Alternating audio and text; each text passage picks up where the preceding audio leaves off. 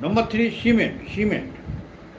Cement shall be fresh Portland cement and conform to the IS 269 up-to-date modification. Cement shall be fresh Portland cement and conform to the IS 269 up-to-date modification, latest modification. Water.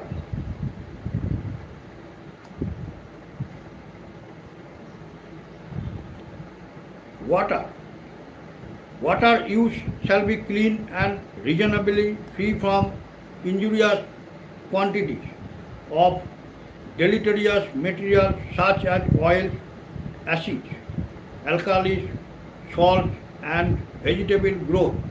Generally, potable water shall be used.